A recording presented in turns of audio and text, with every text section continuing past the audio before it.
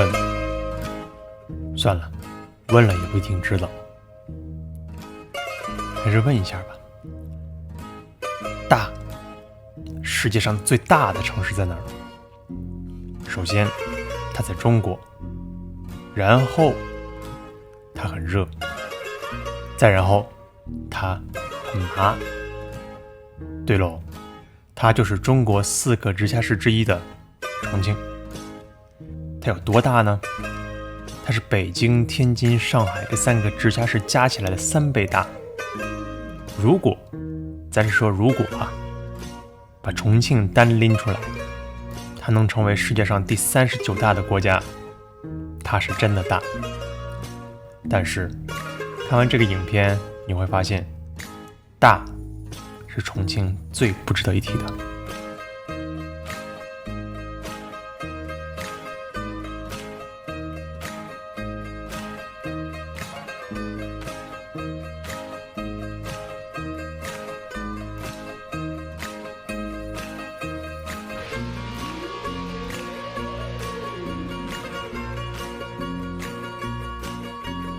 朴槿惠也来过，来过了，李在明也来过。哦，希我们的学养他们，感觉看什么都是歪的。我们临下船居然发现有一个人在游泳过江，太牛了！哎，那风大的时候不能游吧？是不是？不怕，一样的。一样的游，一样游吗？赶到洪水涨那个上头去，就漂了那个。那还游啊？站着去了。哦。180几米、190几米到那儿。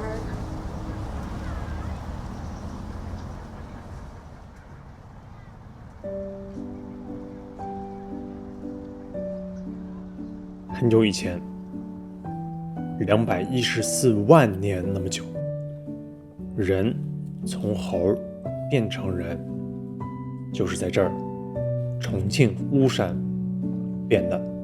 慢慢的，这半人半猴分成了蜀人和巴人，蜀就是四川，而巴就是重庆。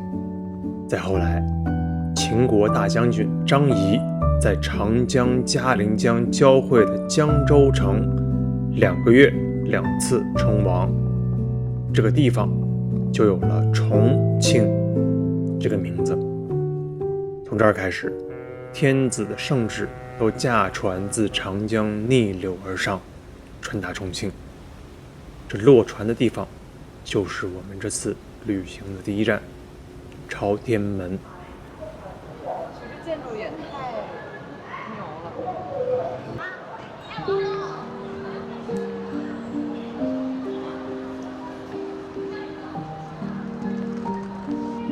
好夸张啊，这个楼。好夸张的建筑啊，这个感觉好不真实啊。这个楼跟那个广角的畸变似的。哦，对。是吧？哦。我们现在终于来到了这个朝天门码头的旁边，而前面已经可以看到长江了。我从来没见过长江，但是我见过黄浦江。不对，我为什么说但是？可能是觉得中国人不该没见过长江吧。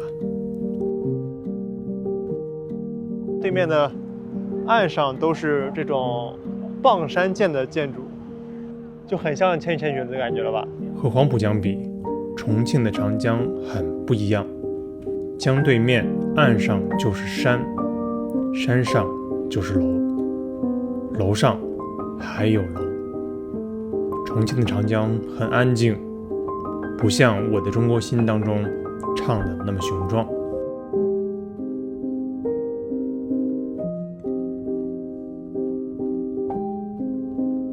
重庆也叫做江城，超过一半的物流需要走水。我们沿江北上的路上，还能看到不少棒棒行走在船与岸之间，大包10元，小包5元，就是把长江和重庆这片土地连起来的价格。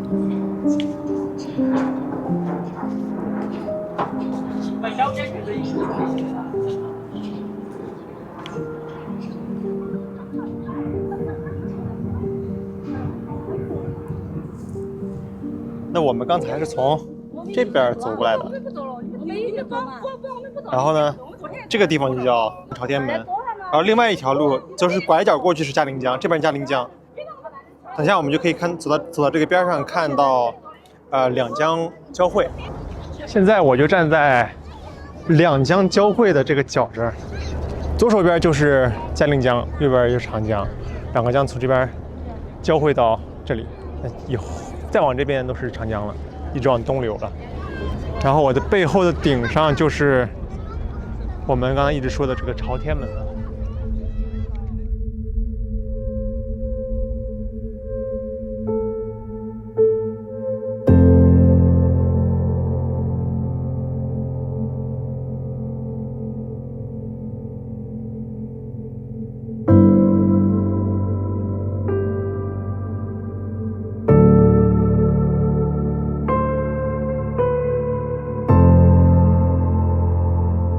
朝天门，它除了这样的一个有点像瓮城一样的一个空间以外，旁边的这个城楼那样的东西是可以上去的。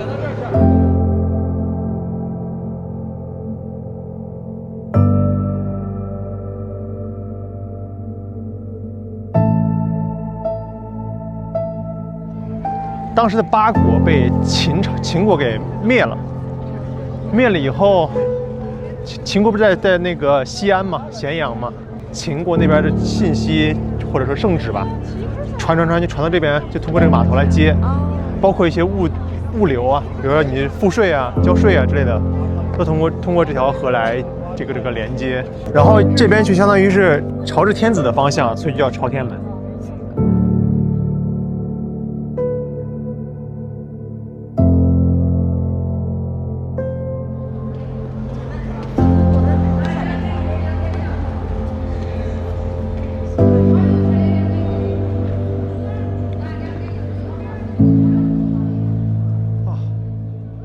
江湖，这是我来之前听到最多的描述重庆的词。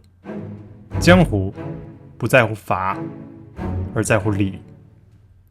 理就是规矩，规矩就是在杂的时候定的。重庆人杂吗？很杂，10个重庆人当中只有1个是真的，剩下的9个都来自于一场移民运动，湖广填四川。那你可能会问，那真重庆人呢？战乱、饥荒、瘟疫、虎患，但其实一切都是战乱造成的。明末战乱，明军、清军、地主，还有张献忠带领的起义军在四川混战，百姓流离失所，饥荒连年，失联百里，瘟疫起，人口少了10之8九，地广人稀，所以野兽横行，这片天府之国成了人间地狱。再往后，清廷表面号召，实则威逼利诱，推动了一场浩荡的填四川运动，主要是从安徽、湖北，现在的安徽、湖北啊，还有陕西，包括现在贵州，移民过来会比较多。移民类别，土著流民、农垦移民、商业移民，采用政治手段成群捆绑送入。成群捆绑？对。什么叫成群捆绑？就是一个村直接给移过去呗。但移民各自成团，团体多了就需要规矩，这定规矩的地方就叫湖广会馆。广东、齐安、江西、江南4大家族也入驻会馆。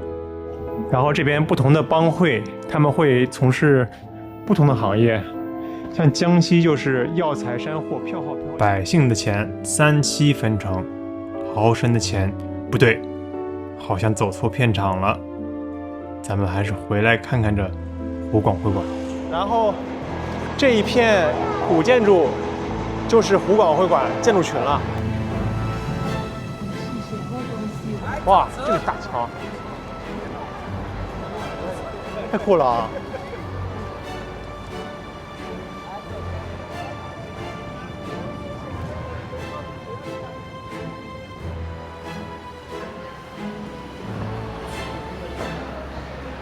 第一个是这禹王宫，还挺气派的啊。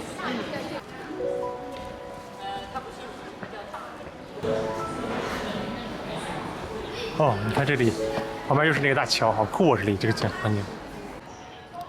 好，我们现在进入第二个馆，叫齐安公馆。齐安公馆现在改成那种茶园、戏台了。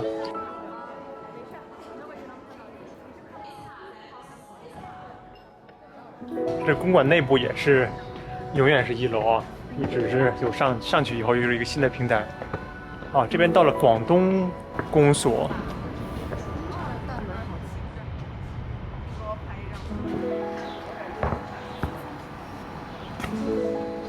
里面也很气派啊，你比外面那个气派。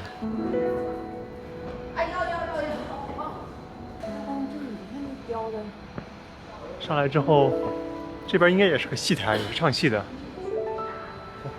我们现在应该上到的那种会馆的那种头管理者坐的地方。看戏的就是前排。对。你看，它上面那个房梁就会有好多这种木雕的故事，感觉还是上面还涂了这个金色的涂料。Pilog 呀，特别好看，那种广东的木雕。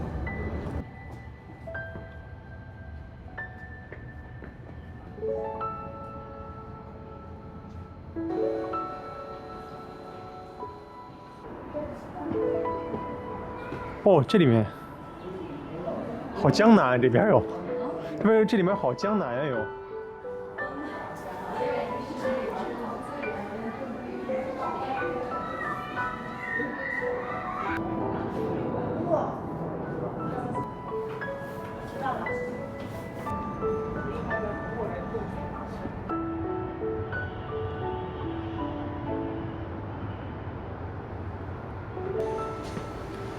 我们现在进入的是最后一个会馆，叫豫州书院。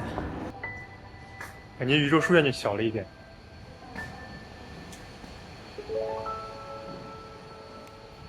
我觉得这个湖广会馆还是非常值得一来的，我觉得是吧？因为湖广会馆能特别清楚地展示现在重庆嘛，以及四川可以说是怎么形成它现在这个人口组成以及文化的。是。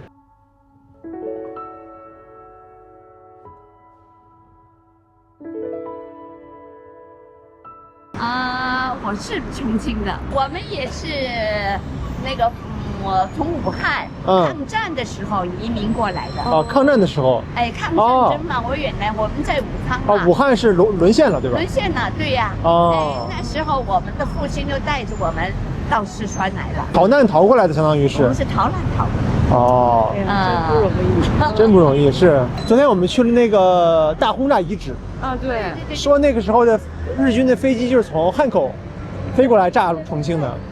哦。那还是很惨的，炸死好多人哦。那个时候您就在这儿了，是吧？1940年前后，中国东部沦陷了，定重庆为战时首都。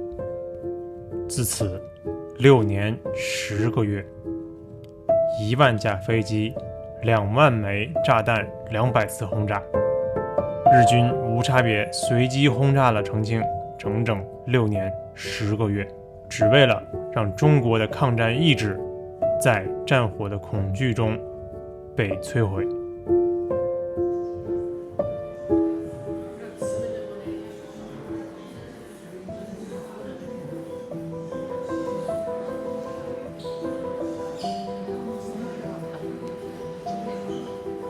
然后这个40年是最多的，1941年是它的第2多的年份。你看6月5号就是这个惨案发生的这天，轰炸了3次，有3批飞机，24架一共，炸弹数82颗，还有燃烧弹。燃烧弹对于当时的这个中国肯定破坏力非常大，因为都是木质结构的房子。从209颗。这个是6月5日那天，日军轰炸对不同地区的轰炸，对吧？一共投放了82颗炸弹，然后每一个地方都有人伤亡，对吧？这边就死了1008个人。日本没听过，中国有句古话：“金逢火炼，方知其色。”重庆这座城和这当中的人愈炸愈强。大轰炸把重庆变成了全世界防空洞最多的城市，也让重庆人坚韧的底色淬火而出。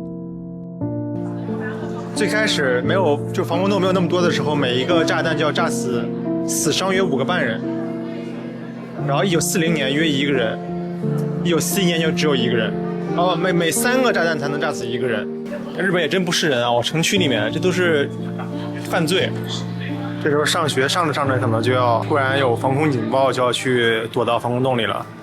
这边有很多学生就是在进这个防空洞，然后还有高考过一次。这边是他的这个高考题吧。那个时候的生产工作都放到防空洞里面了，防空洞里面有机床，在地下生产武器。你看这个时候他办公都是在防空洞里办公的。他那个时候防空洞里面还架着梁子，应该是怕震坏了，是吧？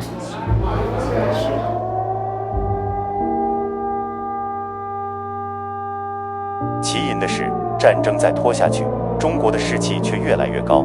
当收复一些城池，空袭后就有提灯会和游行来庆祝。日本飞机最近狂炸重庆，对于战局方面实无丝毫影响。中国人民过去曾被学痛苦，且于忍耐为1939年至1941年，重庆的脉搏里跳动着战时全民族的力量，使重庆成为伟大，而把各种远在世界一般人士了解空袭恐怖之前，会使人民选择在猛烈空中轰炸之下坚毅镇定，屹立不能。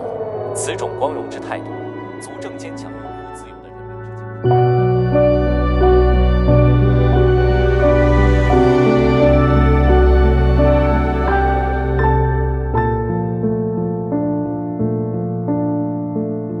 神。胜利了，重庆人在防空洞里吃着火锅，唱着歌，耗尽了日本战争机器的最后一滴柴油。这是人民的胜利，人民需要被纪念。于是，重庆立了解放碑。与此同时，一个即将惊艳全世界的建筑也开始计划。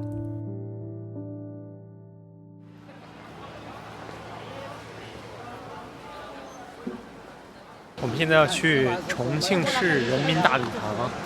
重庆市人民大礼堂是20世纪亚洲10大建筑之一啊。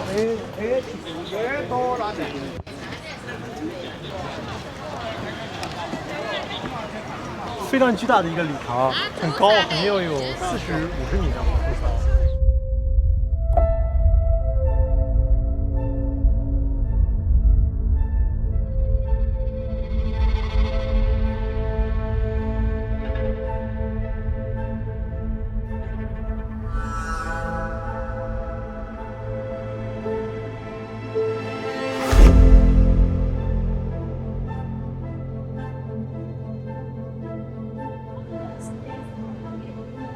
哇，我们现在已经到大礼堂的内部了，4层的一个礼堂，穹顶也非常高，装潢也很漂亮，那种全红的座椅就非常庄严，就有点像那种电视里面看到选战代表的那个时候的场景。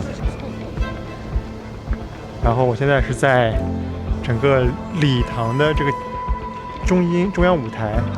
给大家看一下，如果从舞台上面看下面是什么样的。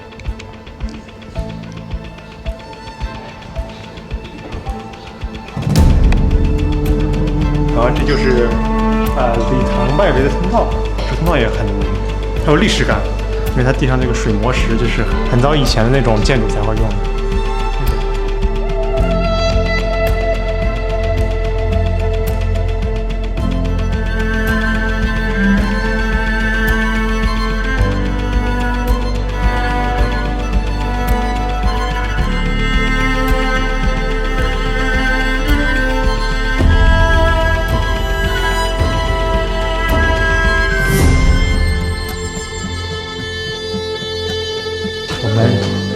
算是参观完这个大礼堂了，还是挺庄重的。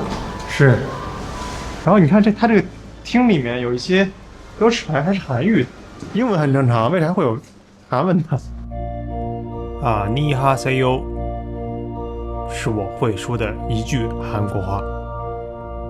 在重庆，你能看到很多韩国话。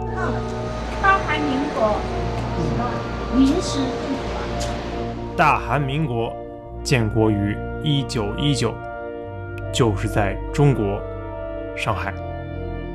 后来咱东边沦陷了，重庆成为中国陪都，韩国首都也就跟着一块儿赔了。陪着陪着，抗战胜利了，韩国政府才撤离重庆。当时日本在整个亚洲，尤其是东亚地区吧，基本上把所有的地方打下来了。韩国的政府又迁到，最开始也是在上海，但上海那边后期也沦陷了嘛，所以说就迁到重庆，和中华民国的临时政府、战时政府，安排在了一起。它是从杭州、南京、长沙、广州、柳州这些城市慢慢迁过来的。回国了以后，它这边还有用吗？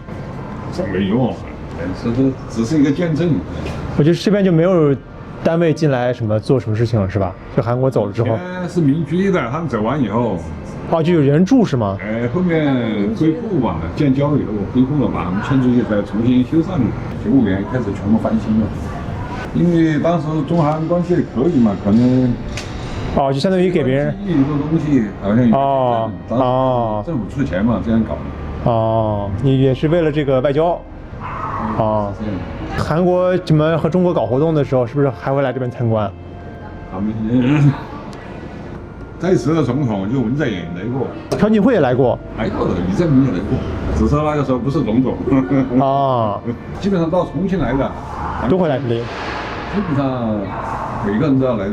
但是中韩，你说这些年关系都不太好啊。对呢。没办法，那个妈亲他老爹，是跟小日本一样。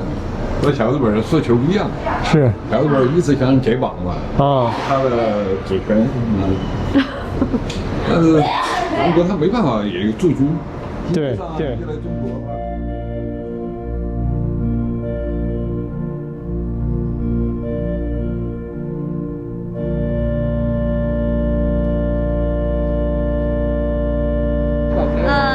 原来那是陪都嘛，是蒋介石那个时候就是嘛。后来解放那个大西南解放了，就归到四川，四川管，四川就成都人就我们是那个工业城市吧，上缴很多的利润，成都都给我们收了，都不给我们发展，我们也不给我们涨工资，所以成都人、重庆人对成都人不友好，对成都对四川人不友好，就是吸我们的血养他们，和平年代，重庆依托开放口岸时期的工业技术，发展钢铁、化工、造船，成为中部重工业心脏，给新四川乃至新中国泵血。这边的建筑已经慢慢有那种工厂遗址的风格，是的，那种气息。我们马上就会到特钢厂的一个遗址了。今天重工业大多被优化，我们来到了重庆特殊钢铁厂遗址，依然可以感受到这颗心脏的怦然。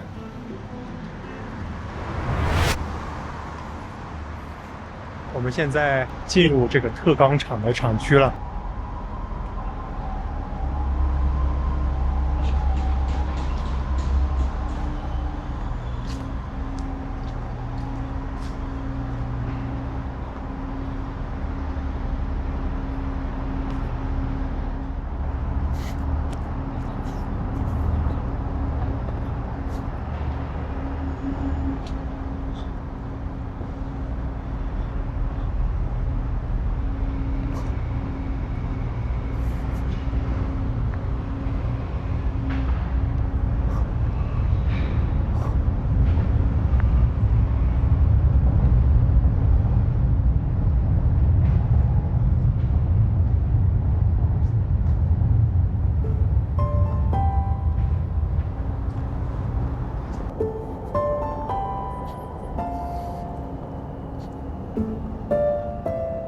1978年2307号信箱就是这座工厂的代号，隐姓埋名是因为这个特字。彼时正值冷战，国防急需突破，需要特种钢材，是重庆挑起了这根棒棒。第一颗卫星、火箭、军舰、战斗机、核聚变装备才得以面世，但因保密需要，这座工厂鲜有被人了解。警钟长鸣，事故为零。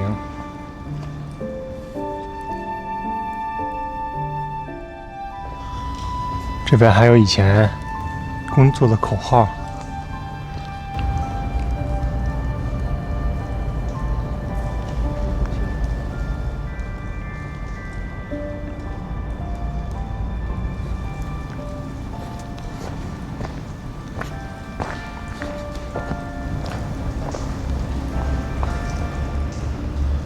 写了好多字儿啊。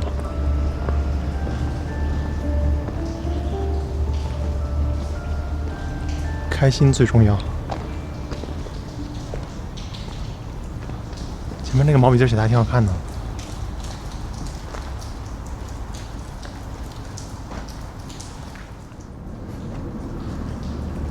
写的啥字儿？我想看陈奕迅。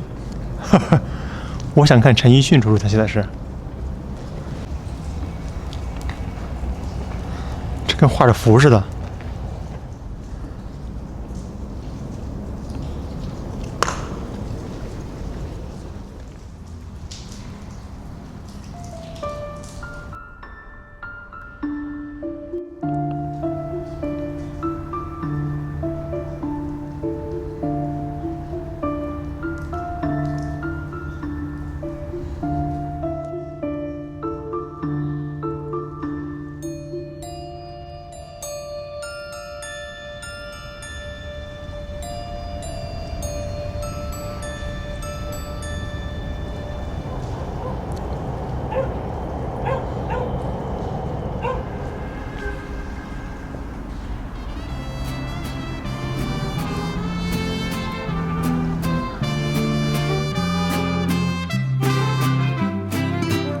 浪漫，重庆很浪漫，怎么才能浪漫？要有浪，还得慢。始料未及的，我们在往返特钢厂的路上，意外的在嘉陵江上，获得了我们这趟旅程最美的风景。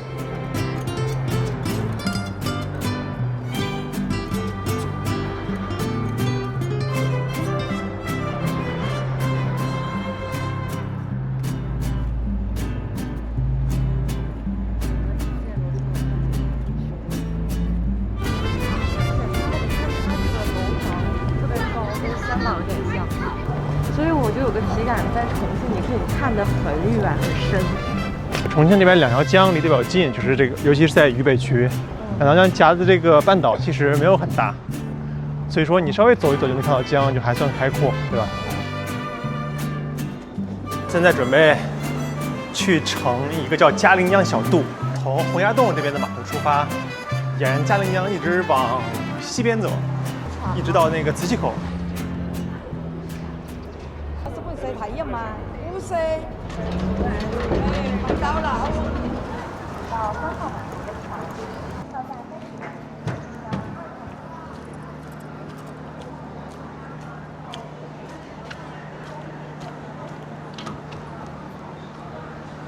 做什么？你好。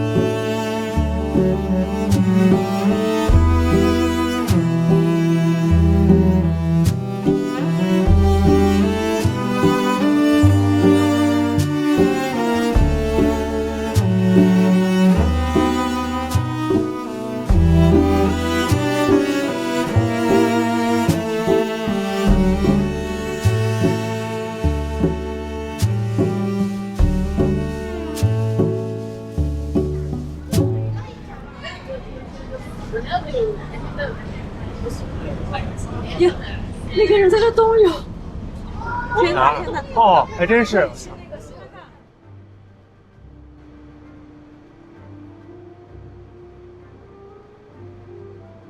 我们临下船，居然发现有一个人在游泳过江，太牛了！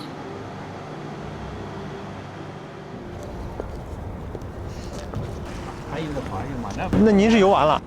还没下水，还没下水。你看嘛，那高头下来几个？哦，都来了。都是70多岁的。哦，好厉害。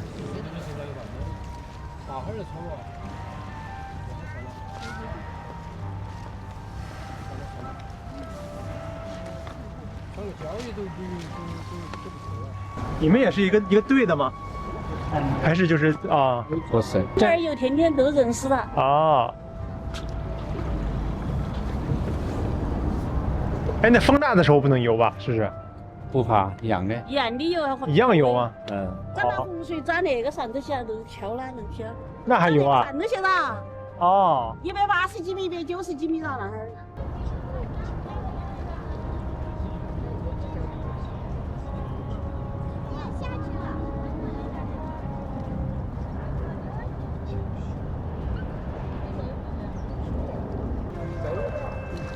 大家好，我看到那个腰杆结果脚就在这互相喊点领导。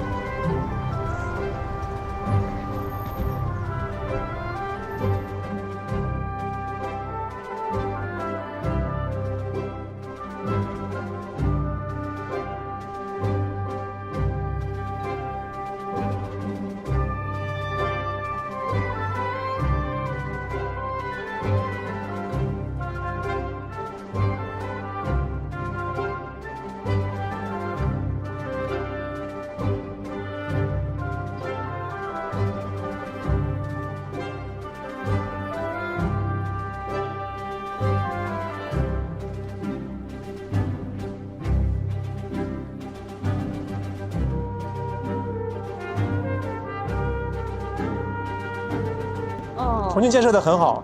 我98年来的是，回来的时候都没有这2年发展的快。从波西来了过后，波西来耶，来了过后好。那相当于这些都是在他的下面建设起来的。他的带领下来的。都修成高房子了。我们原来做的房子都是那个最多3层楼嘛。现在都十几层啊。都好多层了，10几层了。开走了过后，造了，当过了基本上8年革，8年重庆的发展。他造了过后。以前没有这么多高楼吧，是吧？以前没得。原先那地是全是黄坡坡沙场。我11、12岁，我坐着在那边坐着嘛。我去耍的话，脑壳上在蹲着那是个肥皂上去偷肥皂，偷去顶到脑壳上去。在上面抹了肥皂，然后下来，然后江里面洗干净是吧？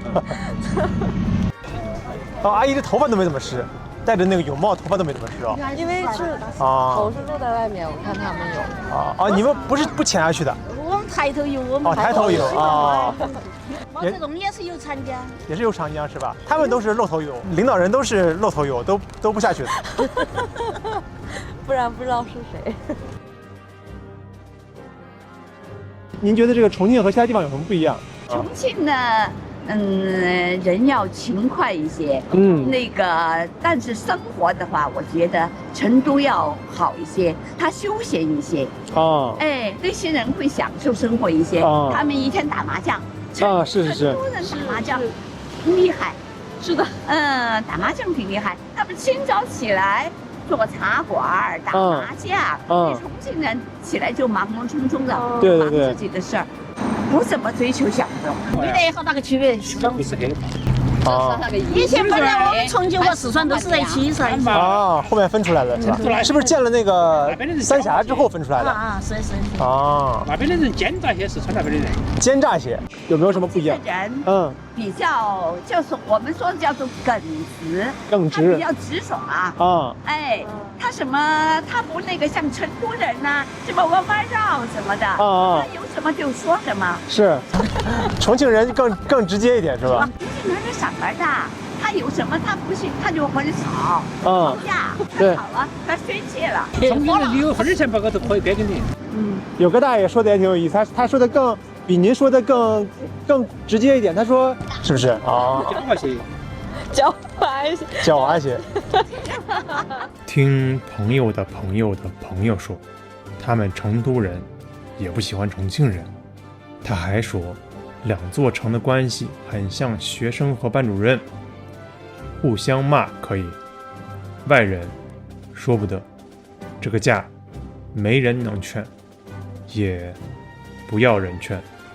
这两年呢，主要是那个要旅游，触动内需嘛。是就建了好多的那些娱乐场所呀，高楼大厦呀，什么超市啊，都建起来了。我现在刚到重庆双江机场的 T3 航站楼，机场也非常新啊，可能这个 T3 航站楼是比较新的一个航站楼。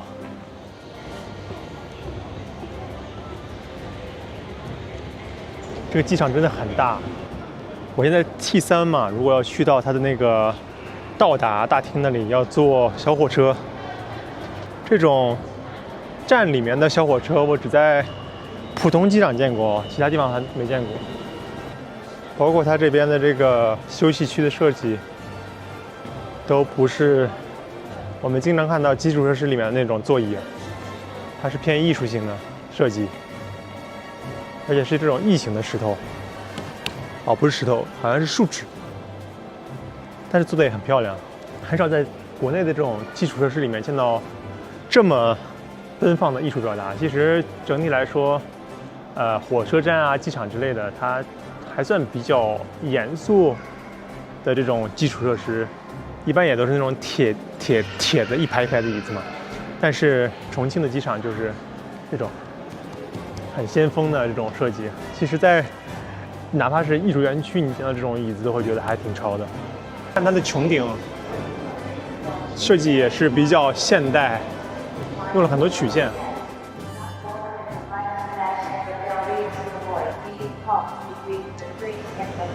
我们现在是从 T3B 航站楼到 T3A 航站楼，真的好大，有 T3A 耶，然后还有 T3B。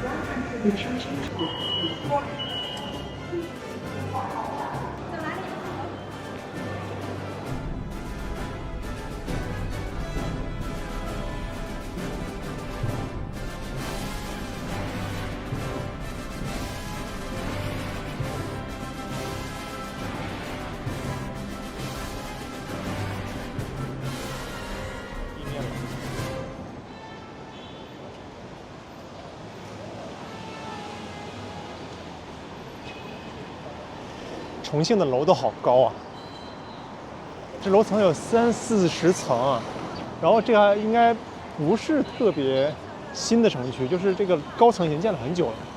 重庆的这个高楼的层高真的很夸张，你看路边随便一栋，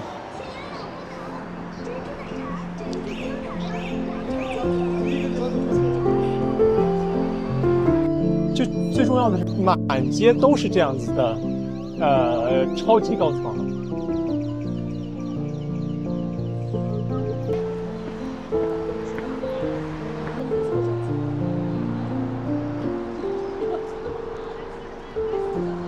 第一感觉就是重庆的绿化做的还挺好的。现在是11月份嘛，重庆的树都还很绿很绿。现在在沿着民生路一直走，然后这边还有2个隧道，隧道上面都是爬满了那个爬山虎。这个隧道也很像《千与千寻》里面的那个，就是千寻和他爸妈走进那个异世界的那个入口那里也很像，是不是很像？就是很静谧的，同时又很有生机、有活力。然后重庆现在至少目前走下来，就是随处可见各种各样的台阶，还有上下坡，非常陡的坡。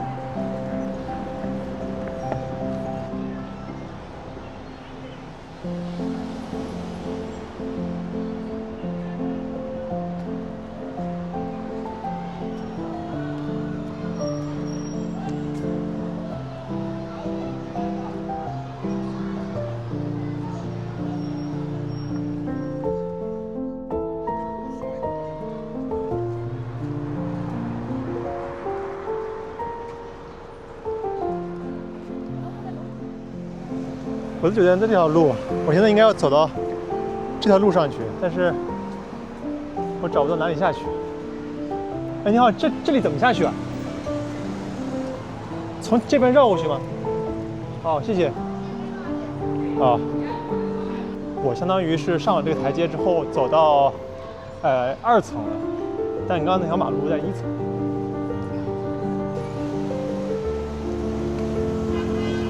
哦，下面。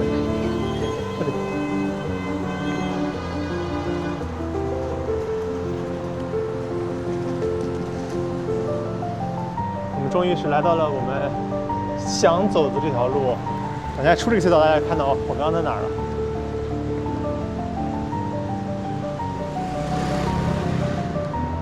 那我刚刚是在这个城墙上面。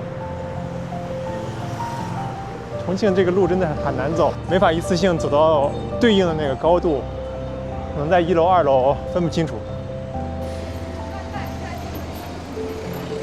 现在还有很多棒棒在等工作，商铺有些，尤其是只能阶梯到的地方，它送不到，就要靠这些棒棒去运输。我们现在走的是相当于人家这个上面这个居民楼的地下室，但是我们明显的看到前面还有很大一段的这个下坡路要走，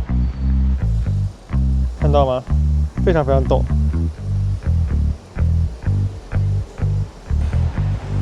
好，我们现在刚刚不是说住在别人家地下室吗？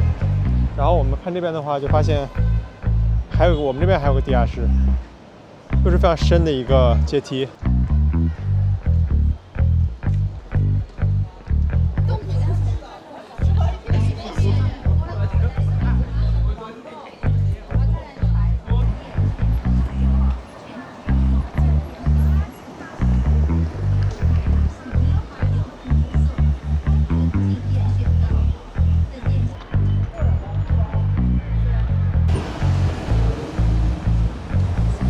重庆就是随处可见的超级高楼啊，就这种香港那种所谓的怪兽大楼，重庆其实也很多啊，而且它都更旧，感觉。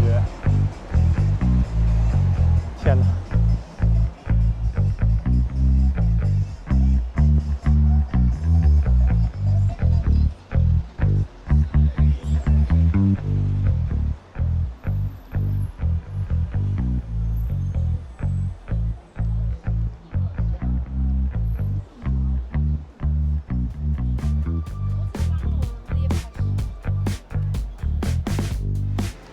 重庆真的很有意思啊，我觉得，就是其他城市你可以说，就是走多了就是景色都差不多，但是重庆很难这样说。So I put on my robe and pour some coffee, turn off my notifications. The sunshine pouring through the window, sends some problems on vacation. You gotta roll with it, just roll with it, just gotta go with it, just go. 走到腿软，走到后半截就是像脚踩棉花一样，所以叫棉花。没准真是这样。走吧，我们腿软去吧。我们要准备通过刚刚说的棉花街，我们从1楼变到了一个正经的1楼。好高的一个楼啊！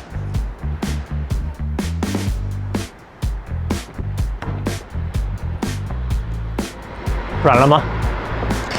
我们才刚开始好吗？怎么会是这样的体验？太难了！我的天，我不敢相信，我们才走了1/3，我不敢相信！天哪，怎么会是这样的体验？太难了！说实话，我觉得在重庆旅游，如果你想 City Walk 的话，有一个登山杖还是挺必要的。在城市里面 ，City Walk 需要有一个登山杖，太夸张了。救命！然后这边还有2个步道，太魔幻了。这两边还有人走路呢。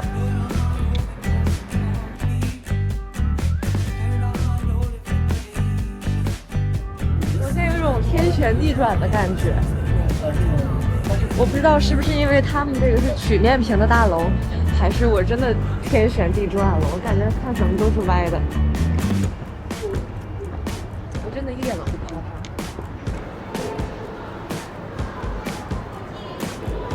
然后这个楼，这2个楼下面还是分开的，然后在中间就又连在一起了。看，这里2个楼又是通的，所以说它不需要建电梯啊，因为它都在楼里面通行。这几栋楼里面应该都是通的，它可以从比较下面的楼里面，然后上楼上到这里，然后横穿这里，上到这里，然后横穿，然后上到这里再横穿，啊，再过来就到地面上了。这是重庆建楼的一个基本的原则，就是保证不同楼层的这个居民都有1楼。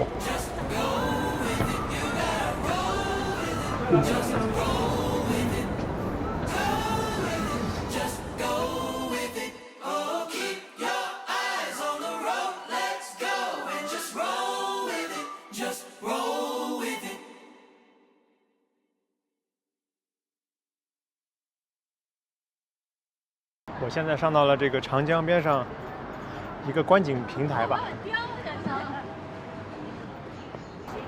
这边可以看到这个南纪门轨道大桥，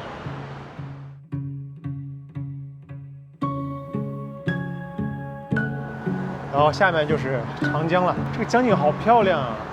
我感觉这边的江景不输黄浦江，我感觉比黄浦江要宽一些，感觉。黄浦江旁边的建筑估计因为观景的需求吧，没有特别多、特别密，但是你可以看到这个江对面的高层有多密，然后下面就是车水马龙、立交桥。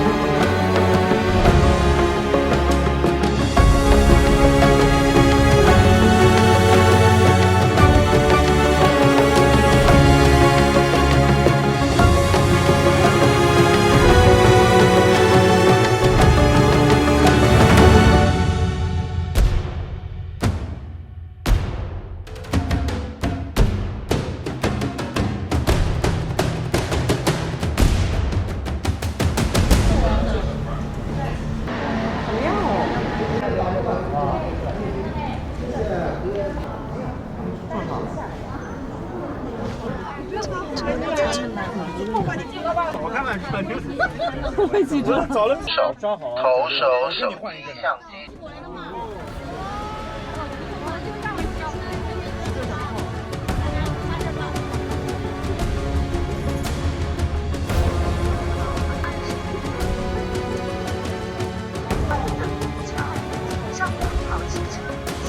走了。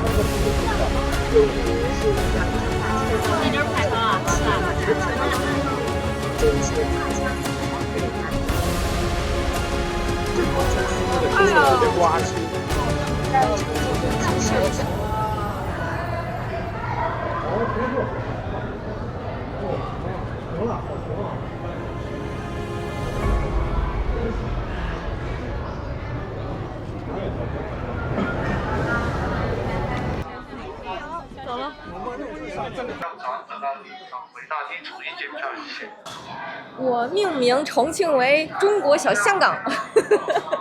我刚发现了什么秘密？我刚突然发现，到目前为止，我们还没有看到有骑自行车的，因为我刚看到有人就是上下楼嘛，会抬着一辆这个叫什么电动车，对。然后我就开玩笑说，我说会不会小布在重庆卖的很好？后来我发现一想，一辆都没有，一辆都没有。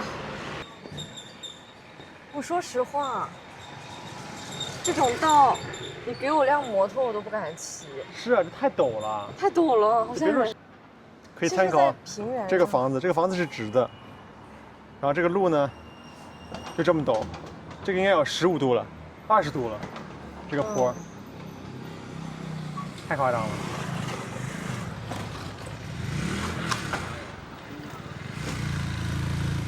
这样看这个楼梯的陡峭的程度，我有点腿软。